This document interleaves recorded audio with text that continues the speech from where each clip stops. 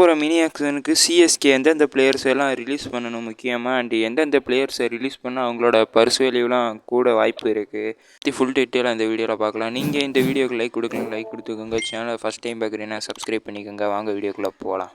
First இருக்கிறது வந்து பிரசாந்த் தீர் தான் இருக்கார். இவரை லாஸ்ட் இயர் மினி ஆக்ஷனில் சிஎஸ்கே வந்து 14 கோடி கிட்டே கொடுத்து வாங்கினாங்க.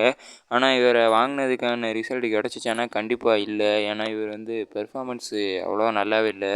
பவுலிங்லேயும் ஒரு மேட்ச்சை நம்ம தான் கொடுத்தாங்க, அதுலேயும் ரொம்ப அடி வாங்கினார். அதேமாதிரி பேட்டிங்லேயும் சொல்லிக்கிற அளவுக்கு இல்லை. ஒரே ஒரு மேட்ச் ஆர்சிபியோட மட்டும்தான் ஒரு 40 ரன்ஸ் கிட்ட ஸ்கோர் பண்ணார். மற்றபடி எதுவுமே சொல்கிற அளவுக்கு இல்லை. அதனால் வந்து இவரை ரிலீஸ் பண்ணாலே சிஎஸ்கே கிட்ட 14 கோடி கிட்ட வந்துடும். அதனால் சிஎஸ்கே வந்து ரிலீஸ் பண்ணுறதுக்கான வாய்ப்பு ரொம்ப அதிகமாகவே இருக்குது. இவரை பார்த்தோம்னா ராகுல் சஹர் தான் இருக்கார். இவர் சிஎஸ்கே இந்த மினி ஆக்ஷனில் அதாவது 5 crores கொடுத்து வாங்கினாங்க.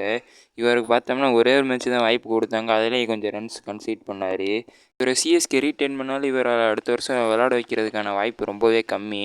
அதே மாதிரி பார்த்தோம்னா பெஞ்சிலே ஒரு ஸ்ரேயஸ் கோபால் மாதிரியான ஒரு ஸ்பின்னரும் இருக்கார். சிஎஸ்கே ரிலீஸ் பண்ணாலே 5 crores கிட்ட வந்துடும். அதோட சேர்த்து பிரசாந்த் வீரம 2 பேரையும் சேர்த்தாலே 20 crores கிட்ட வந்துடும் கண்டிப்பாக. அடுத்தது பார்த்தோம்னா மேட்ச் ஷாட் தான் இருக்கார். இவர் சிஎஸ்கே வந்து 1.5 crores தான் வாங்கினாங்க. ஆனால் பேட்டிங்கில் பார்த்தோம்னா தட்டி தான் ஆடுறாரு. அதே மாதிரி பவுலிங்லேயும் சொல்லிக்கிற அளவுக்கு இல்லை.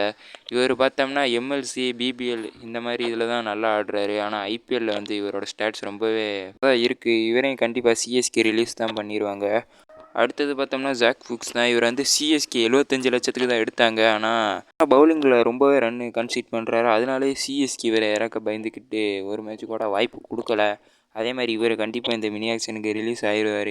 அதே மாதிரி ஒரு ஃபாரின் ஸ்லாட்டும் இவர் ரிலீஸ் பண்ணால் காலி ஆயிரும். அதை தவிர சிஎஸ்கே மேட் ஹென்ரி, அமான் கான் இந்த மாதிரி ஒரு சில பிளேயர்ஸை ரிலீஸ் பண்ணாலே ஒரு 30 கோடி கிட்ட கரெக்டாக வந்துடும் இவங்களெல்லாம்.